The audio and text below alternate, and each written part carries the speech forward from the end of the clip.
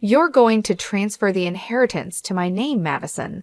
That's the only way we can secure our future, Mike demanded, his voice cold and sharp. My heart raced as I cradled my 8-month pregnant belly, shaking my head. No, I can't do that. It's my family's legacy, I whispered. Before I could process what was happening, Mike's hands shoved me hard from behind. I lost my balance and fell forward, crashing onto the floor, pain exploding in my stomach as darkness enveloped me. My name is Madison, and I'm 29 years old. Until recently, I believed my life was ordinary. That perception shattered a few months ago when my father passed away suddenly, leaving behind something I never expected. A massive inheritance worth over $50 million. He had quietly built a fortune through real estate and various businesses, and now all of that was entrusted to me. At first, I struggled to handle such a colossal responsibility. My husband, Mike, seemed supportive initially, but soon, things took a darker turn. As soon as Mike learned the full value of the inheritance, his behavior shifted. What once felt like a loving marriage transformed into a battleground fueled by greed. Mike began pressuring me, constantly asking me to transfer the inheritance to his name. I initially dismissed his requests as mere excitement, but over time, his obsession escalated. Our arguments grew more frequent, with Mike insisting that we needed to take control of the money to secure our future. I didn't realize how far he would go to claim it, until that moment when he pushed me. I never imagined the man I married would care more about money than his own family. As time passed, it became clear that Mike's love for me had been overshadowed by his greed for the inheritance I received after my father's death. When my father passed, I was devastated.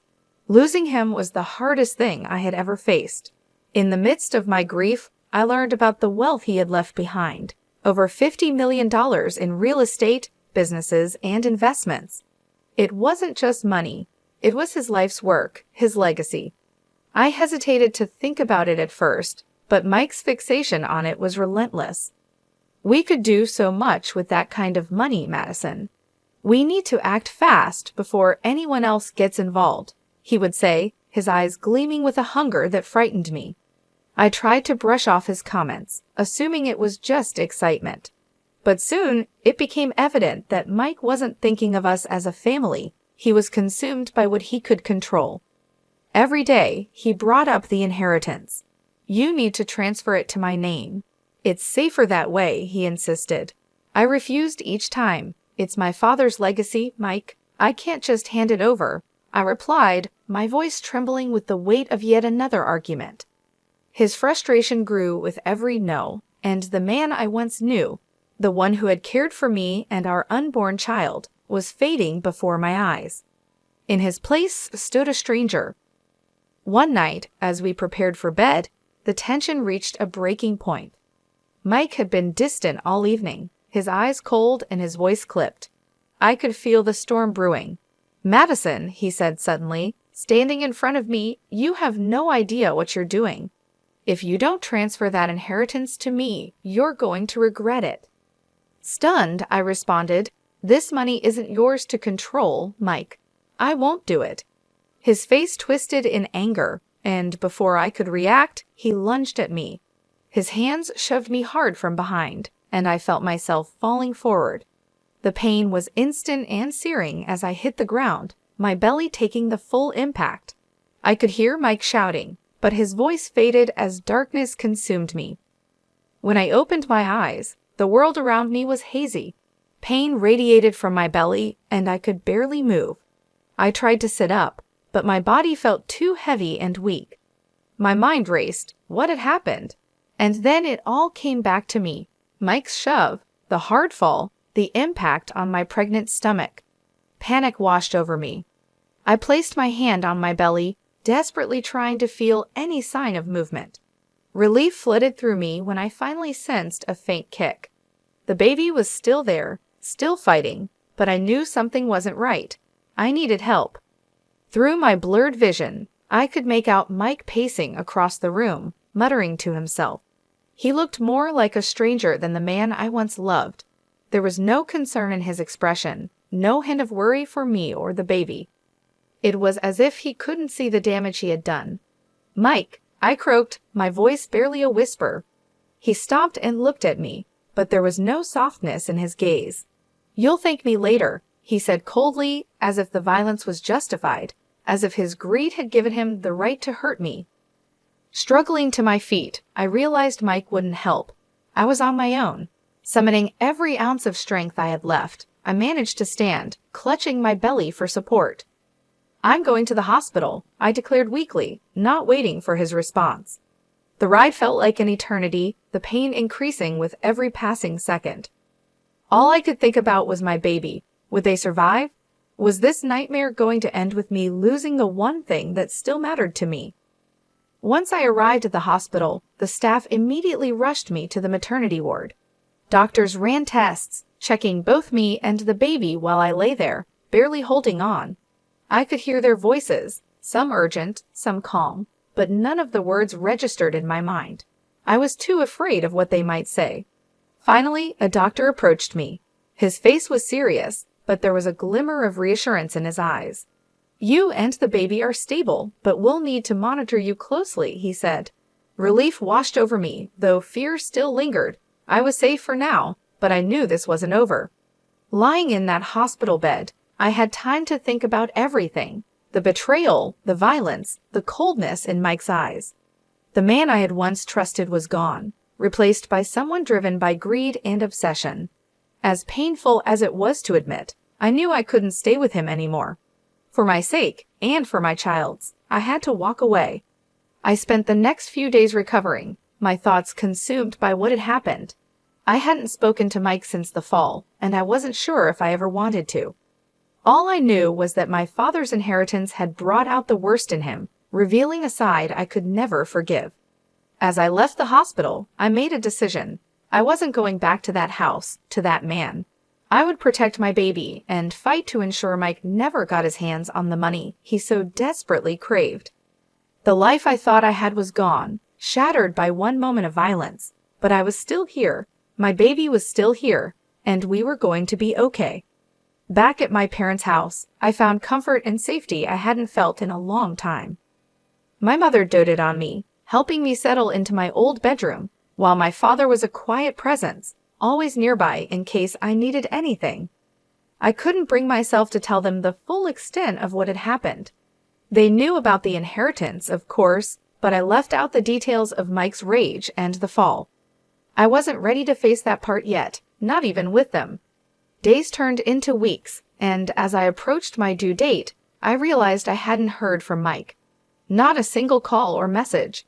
Part of me was relieved. The other part wondered if he was planning something, if he was plotting another way to get his hands on the money. His silence felt ominous, like the calm before a storm. I wasn't naive enough to think he would just walk away. Mike wasn't the kind of man to give up easily, especially when there were millions of dollars at stake. I had to prepare for what might come next. I spoke with a lawyer, explaining the situation as best as I could. The inheritance was legally mine, passed directly from my father to me, but I needed to ensure Mike couldn't try to claim any of it, especially since we were still married. The lawyer was reassuring, telling me that Mike had no legal claim to the money, but the conversation left me feeling uneasy. I had seen what Mike was capable of. His greed had turned him into someone I no longer recognized, and I couldn't predict what he might do next. A week before my due date, the doorbell rang at my parents' house. I had been resting, trying to stay calm in those final days before the baby arrived, but the sound jolted me awake. My mother answered the door, and I could hear her talking to someone in a low, concerned voice. Then I heard his voice. "Madison," Mike called from the hallway. My heart sank. I knew this moment was coming, but I wasn't ready to face him. I didn't know what he would say or how far he would go to get what he wanted. Taking a deep breath, I stood up and made my way to the living room. There he was, standing in the doorway, looking every bit the man I used to know, but with a hardness in his eyes that hadn't been there before. "Can we talk?" he asked, his voice unusually calm. I nodded, though every instinct in me screamed to stay away from him. We sat down, the silence between us thick with tension. "I've been thinking," Mike began, his hands clasped in front of him. "I know things got out of control. I know I hurt you, but we can still fix this. We can be a family, Madison. I'll take care of you and the baby. We just need to work together." I stared at him, feeling a mix of anger and disbelief. "You pushed me, Mike. You hurt me, and you didn't care. All you cared about was the money." His face hardened. "I made a mistake, but I was thinking about our future. That money could change everything for us. You can't just throw it away." "It's not yours, Mike. It was never yours," I said firmly. "And I'm not going to let you control me or the baby. We're done." For a moment, I thought he might argue, might push again, but something in my voice must have reached him. His expression shifted, and he stood up slowly, his eyes cold. "If that's how you want it, Madison, fine. But don't think this is over. I'll get what's mine." With that, he turned and left, leaving me sitting there, my heart racing. I knew this wasn't the end, but I also recognized that I was stronger than I had ever been before. For my baby, I would fight. I would protect what was mine. In the days following Mike's visit, I could feel the tension building. His parting words echoed in my mind, and I knew he wasn't going to let go easily. But I also knew I had to stay focused on what mattered most, my baby. The due date was fast approaching, and I couldn't afford to be distracted by Mike's threats. I kept my parents informed, though I still didn't tell them everything. My father, with his quiet strength, reassured me that I wasn't alone in this. He sensed I was facing more than just the challenges of pregnancy, and though he didn't press me for details, his protective nature was palpable. My mother, ever the caretaker, was by my side constantly, helping me prepare for the baby, making sure I was as comfortable as possible. Then it happened. Late one night, just a few days before my due date, the contractions started. At first, they were manageable, a dull ache in my lower back. But soon, they intensified, each wave of pain pulling me deeper into the reality of labor.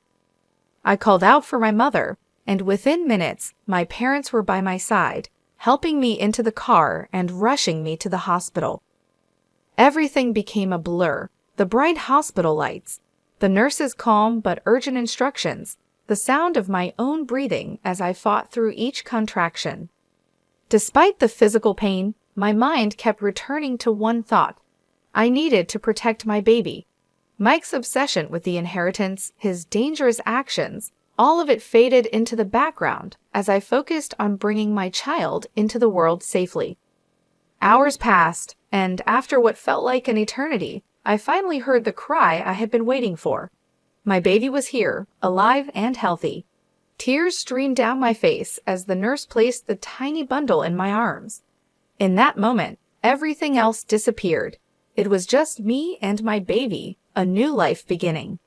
But even in that moment of pure joy, I knew this wasn't over.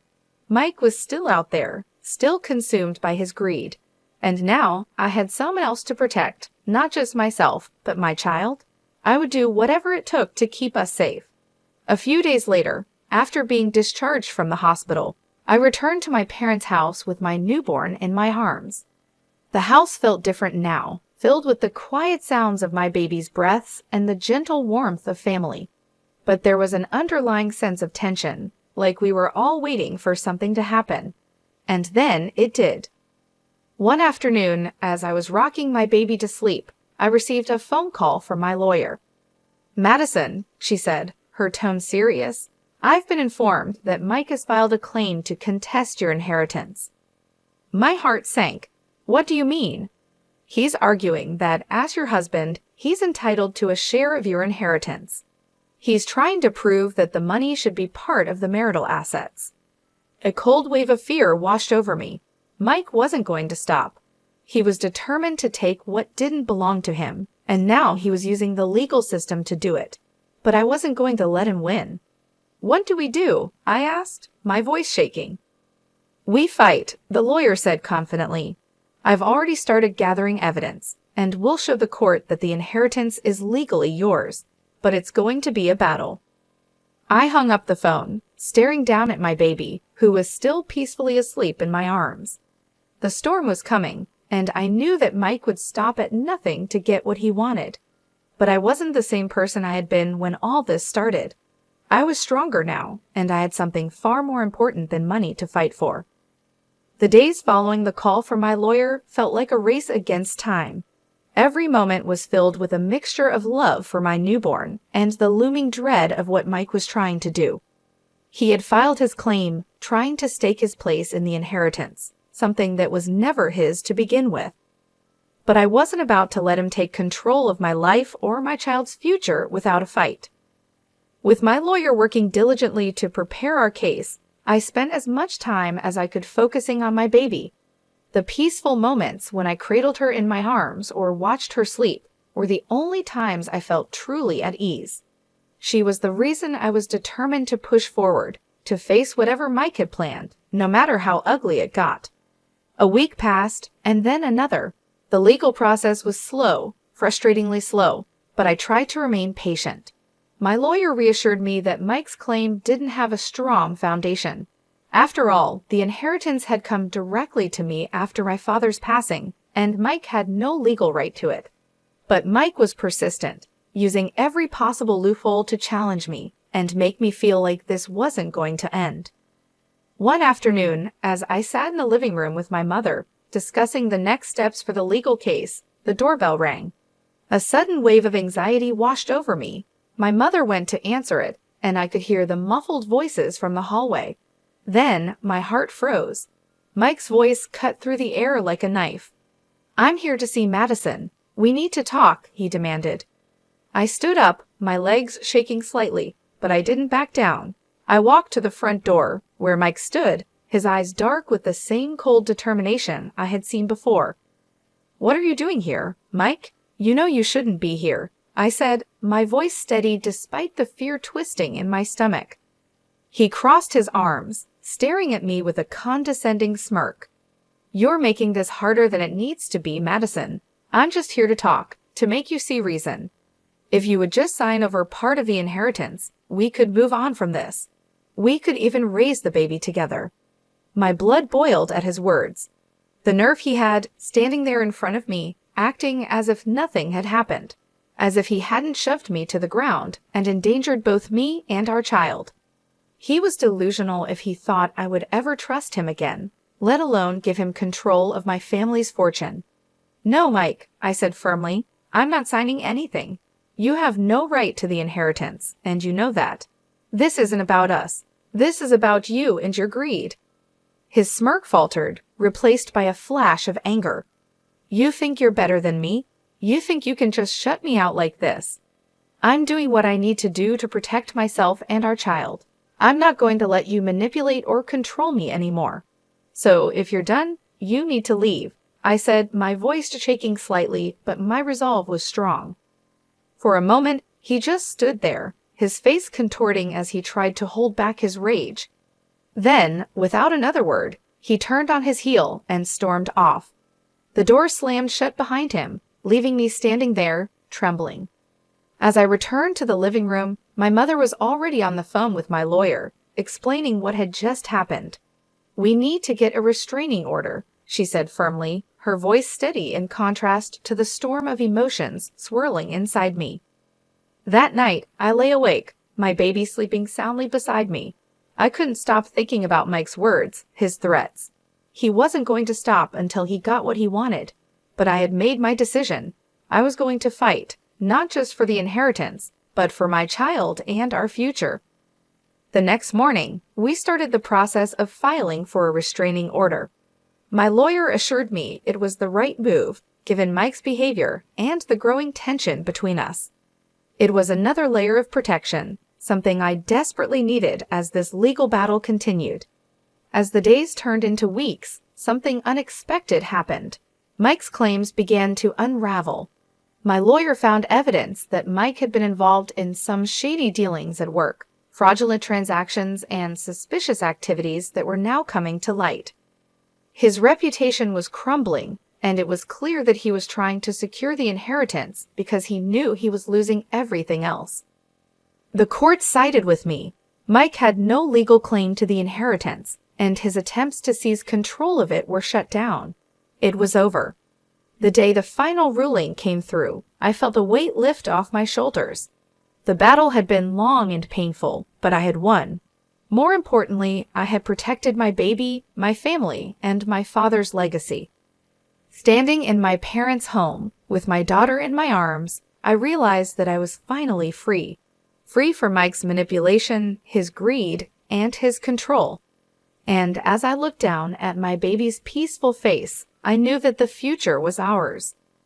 With the court ruling in my favor, I felt a wave of relief wash over me. However, the journey was far from over. My lawyer informed me that, due to the evidence gathered against Mike regarding his fraudulent activities at work, he faced serious legal consequences.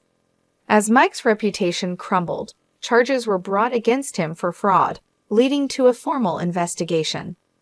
It wasn't long before he was arrested and taken into custody, his once prominent career shattered.